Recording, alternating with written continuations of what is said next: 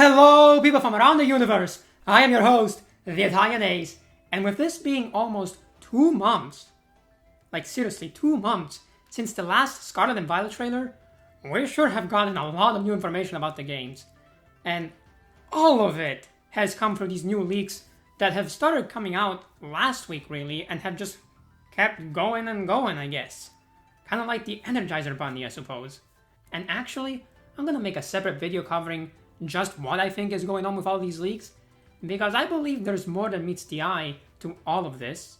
However, for the time being, I just kind of want to go over some of the new information that we've gotten, especially some of the more interesting one, and discuss how I think the new Pokemon Scarlet and Violet games will completely revolutionize the way we look at Pokemon and the way we play Pokemon. Now, some of the ideas I'm going to be covering are basically taken straight from the leaks, which means that they will be in the game by definition. Unless, of course, these turn out to be fake, but at this point, I think it's almost confirmed that they're real. The other ideas, though, that I'm going to be bringing up are almost a derivative of the leaks, where I could see this particular feature being taken in this direction, and that would change the game even that little bit more. So, not all of this that I'm going to be talking about today is guaranteed to be in there, but I'll let you know when it comes to one end of the spectrum or the other, so you're not confused as to what you can expect from the games. Regardless, there is a fair amount of information to go over, especially since, again, even since my last video that was covering these leaks, a lot more have surfaced, so I think it's best that we just get started. However, before we do any of that, cue my intro.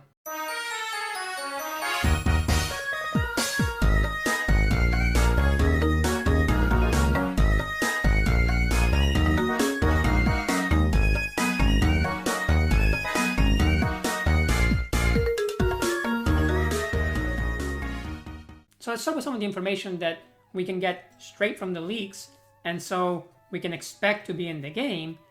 And I want to focus my attention on the new ancient and future forms, assuming that's what they're actually called.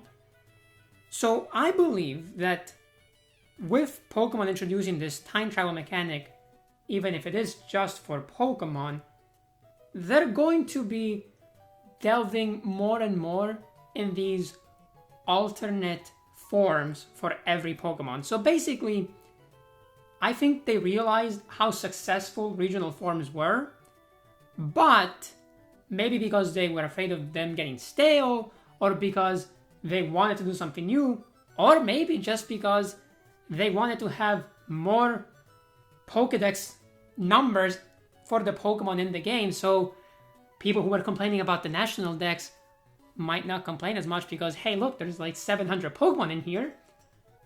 They have now decided to add different ways to vary a Pokemon's appearance while still keeping it as part of, maybe not that line in this case, but as something related to that line. Of course, this one is no surprise to anyone who has been following these leaks, but I do think it's interesting to see that Pokemon is moving forward with having more ways of giving new life to a certain species, even if it means not having that new Pokemon be of the same species technically, because they're like supposedly a completely separate Pokemon, right? But I honestly think that's kind of cool. I mean, sure, they could have still kept them as just another variant of that Pokemon, but then giving them a separate entry in the Pokedex and a separate name and just a completely separate Pokemon, I think could be pretty good. I will put the list up on screen for all of the forms that we can expect out of these ancient and future forms, at least as far as we know from the leaks that have come out thus far. And out of all of these, I have to say that by far the one I'm most excited about is Salamence, because, I mean, Salamence is already my top 10 favorite Pokemon most of the time. Sometimes it'll be 11, but, you know, it's right up there. And giving it a new form, even though technically it wouldn't be Salamence anymore, I suppose, I mean, that sounds fantastic. So hopefully they don't screw that up and we can have another amazing Salamence-esque Pokemon in the game. I'm sure a lot of you have also heard about what could be the most interesting of all these forms, and that is the Gallade one, which seems to be combining Gallade and Gardevoir into the one Pokemon. And I mean, that sounds cool. I'm trying to think about it from like an evolutionary perspective as to how that would happen, but I mean, it seems like an interesting idea. Maybe you could argue that the mixing of both Gallade and Gardevoir makes for the most successful Pokemon, and so in the future, this species just kind of evolves into that, so it has an easier time surviving in the wild. I mean, it's possible, right? And this actually leads me very nicely into my first speculative point, that being that Pokemon will start to mirror some of the real-life science more closely. And I think this is backed up by a couple things. First of all, it's pretty clear, to me at least, that ancient and future forms are supposed to mirror normal biological evolution that happens in organisms over time. So you could think of the ancient forms as, let's say, the Australopithecus, and then the future forms could be a new Homo sapiens sapiens sapiens or something. I don't know what they would call it, but you know, like our evolution, if we're talking about it from the point of view of humans. Another thing that's backing this up is that they're going to be exploring the concept of convergent evolution, which for anyone who doesn't know, is when two organisms that are separate from each other, maybe they shared a common ancestor in the past, but are now just two separate species, both evolve to have a similar structure or feature as part of their new species that was not present in their common ancestor. So again, it seems like they're going to be leaning more into real-life evolution as opposed to the Pokemon evolution, where it's more like a Pokemon maturing throughout its lifespan. But I think they could take this even one step further, because if we're going to introduce the concept of time travel in Pokemon, you know what that also implies? At least in some models of this theoretical time travel for real-world physics? It implies the possibility of the multiverse. Now, I'm not necessarily talking about the multiverse like we've seen it in Marvel with the Multiverse of Madness, although Pokemon Scarlet and Violet, they do have one of the games share the name of the Scarlet Witch. Coincidence? Yes, definitely. But still, it could be interesting, right? But anyway, the multiverse that I'm talking about is more so the one that quantum physics doesn't necessarily imply, but almost implies, where anytime that there's kind of a choice to be made or two different outcomes that can happen or whatever, a separate universe is created. Now, of course, there is no proof of this in the real world as far as we know, but a lot of physical models have hypothesized the possibility of alternate dimensions or universes or whatever. One of my favorite ones, and I am going to get very nerdy for a second, but just bear with me, is the one that comes up from Einstein's general relativity, where at the center of a black hole, if you go through the singularity ring, which is physically impossible, but if you could somehow go through that ring, you would pop out through a wormhole out of a white hole in another universe. Which, I mean, I don't think Pokemon's gonna go with this specific of an explanation, but if they somehow included this multiverse concept, that would be fantastic. I mean, who's gonna complain about that? Just imagine if they basically say that the different versions that we have are just different universes, and now you can travel between one and the other. I mean, that would be super fun. Even if it wouldn't really change a whole lot gameplay-wise, because the other version is the same region with maybe some different exclusives, it would be super fun. I mean, who's gonna say no, right? I would be excited. I think you would be too. So alright, this is more of the how Pokemon Scarlet and Violet will change the way we look at Pokemon and play Pokemon, but especially look at Pokemon with it maybe more closely resembling real-life science.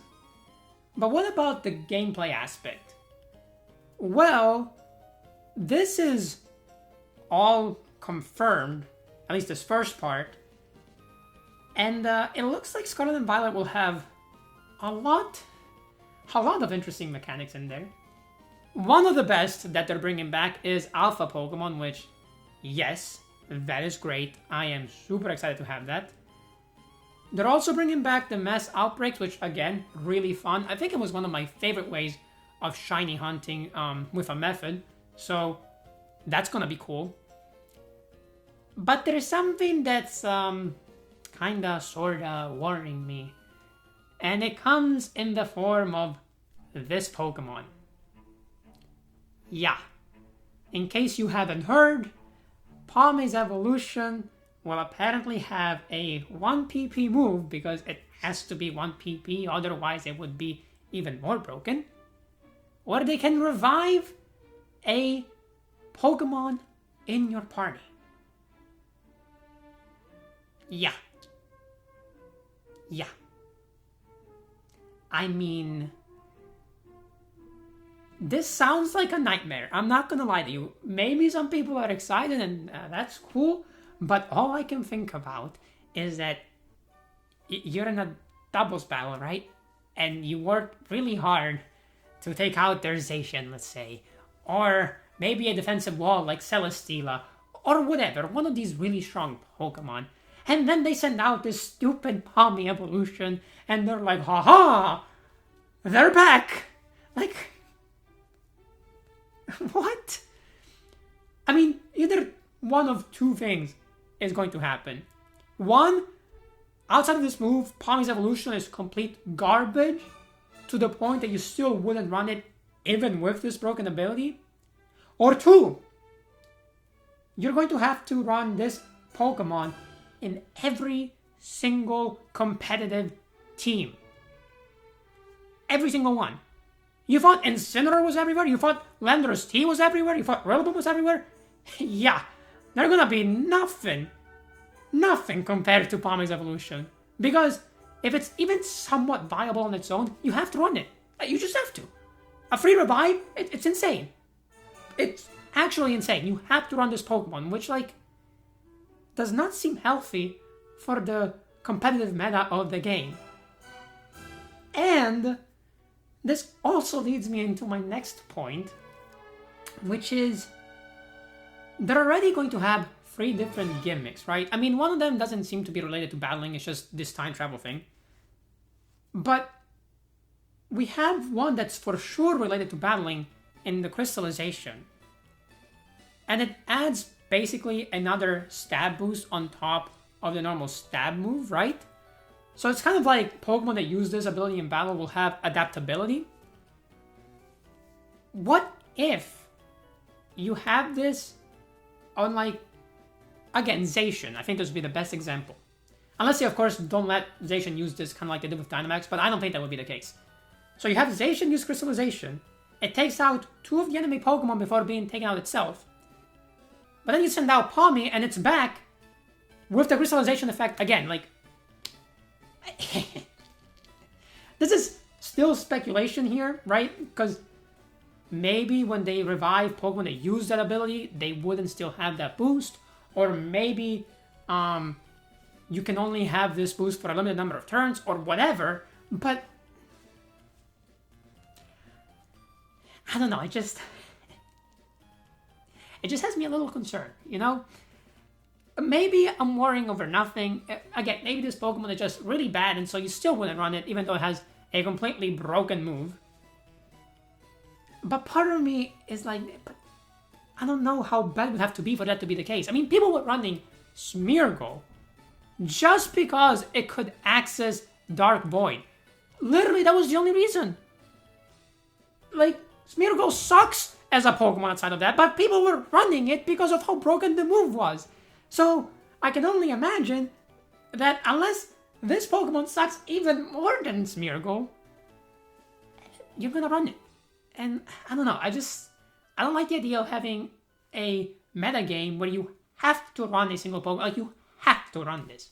It just seems very unhealthy for the state of the game, at least in my opinion. And also this could signal a shift on Pokemon's end into more adventurous territory with their battle mechanics, which could be really good if they do it well.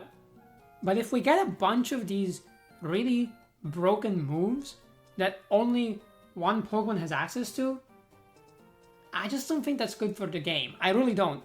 So if they want to do these more interesting and maybe just outright more broken moves, that's fine. But I would be very careful with how they then end up balancing the rest of the game. Because, I mean, reviving one of your Pokemon in an actual competitive match, not when you're playing for the game, that has to be the strongest move ever, right? I mean, I'm trying to think of something else, but there's nothing on that level. And so I'm just hoping, I'm praying that Pokemon knows what they're doing, and we're not gonna be stuck for at least 3 years, if not more, in case they don't either nerf this move or like change it in some way, with a metagame where one Pokemon is dominating the whole time. Anyway, that was all I wanted to cover for today. There are some leaks that I've not talked about on this channel, but either A, I don't think they're that interesting, or B, they don't really fit with this video. And so I think it's fine to just leave them there. If you want to find them, you can go look at these leaks yourself. They're all online. What I will say, however, before we leave, is that the only leak I do want to discuss that doesn't really fit with anything related to this video, but that I still think has to be talked about, is the one for Fuecoco's evolution, where it's going to have like a rooster on its head, which I don't super get it. Like, cool, I guess, but I don't know. This seems like they're really, really going way out there with the design idea for Fuecoco. So I just hope it pans out. And with that, we are done with everything I wanted to talk about. I hope you enjoyed this video. Let me know what you think of the possibility of Scarlet and Violet changing everything about Pokemon, both in terms of its relationship to real-life science and the competitive game, and just give me your thoughts on all of these leaks because there is a lot to talk about. Regardless, I hope you have a great rest of your day, and if you want to see more Pokemon content, especially for Scarlet and Violet, I do recommend subscribing. And I hope to see you all in the next video. But until then, remember to follow the way of the Ace. See ya!